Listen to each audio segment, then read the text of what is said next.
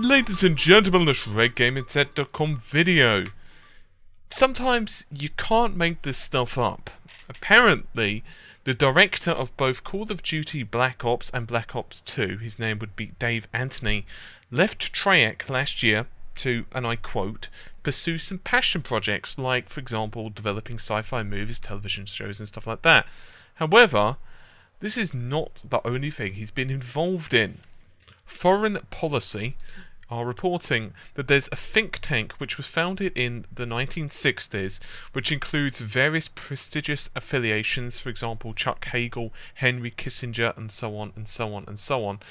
And, well, I'll read out their quote. The Atlantic Council Vice President Barry Pavel said, and I quote, "Dave excels in imagining future security scenarios that are different from today's challenges.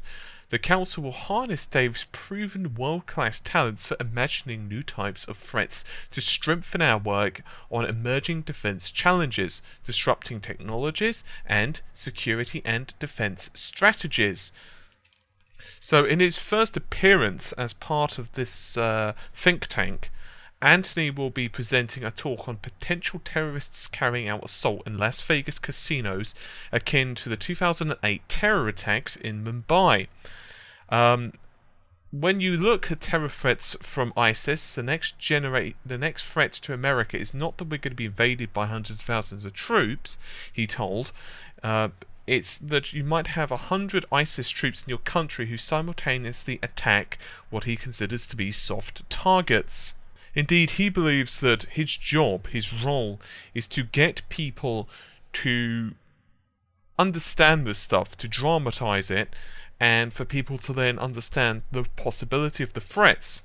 Indeed, he's quoted in saying, "I don't want to hear the answer of, well, you know, there's so many different things that you can't even predict what it's going to be. I think it can be generalized, and I think you can put measures into place which are not in the place right now to deal with this kind of thing. Some predictions," he believes anyway, "have been quite successful. For example, Turbulence, which was a movie from the 1997, and as well as Lone Gunman, a television show, of course, which was extremely popular and a somewhat spin-off of the X-Files. So, Call of Duty was actually taking 16 hours a day, 7 days a week of his work schedule back in December, prior to his leaving. I just want you to think about that for a second. 16 hours a day, 7 days a week, and I bitch about my work schedule. Holy crap. Anyway, so now he's developing a science fiction movie as well as a television show, but he's going to continue to remain in Los Angeles, LA, but he does see the Atlantic Council position as a way of giving back to what he considers to be his adoptive country. Indeed, he says, "I love the culture and freedom over here, basically the American dream. I actually came from a very, very poor family in England and grew up in relative poverty. And I have now created the best video game of all time and have vast amount of money. It's incredible, and I'm very, very grateful and humbled by that." So, I've got to say, out of quote, I think this is quite... I don't know enough about the military, I don't know enough about his work, or more to the point what this council are doing, to know just how influential his thoughts and opinions must be, but the bottom line is they're obviously not stupid. So if they truly believe that his insights and his creative visions and his kind of imaginings are going to have an impact or any type of impact whatsoever, then it's a positive thing.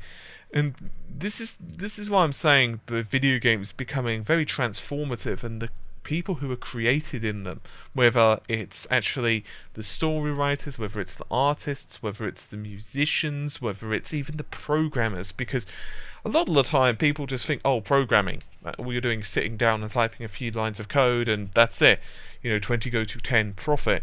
When in reality, particularly when you're dealing with like compute programming and more complicated matters, you actually have to be quite artistic to get really good with the code and to actually understand, to get the most out of it. Just for example, the PlayStation 3, when dealing with the cell processor, there was quite a lot of work involved in that, and the people got to know the hardware intimately. They began to have like a love-hate relationship with it.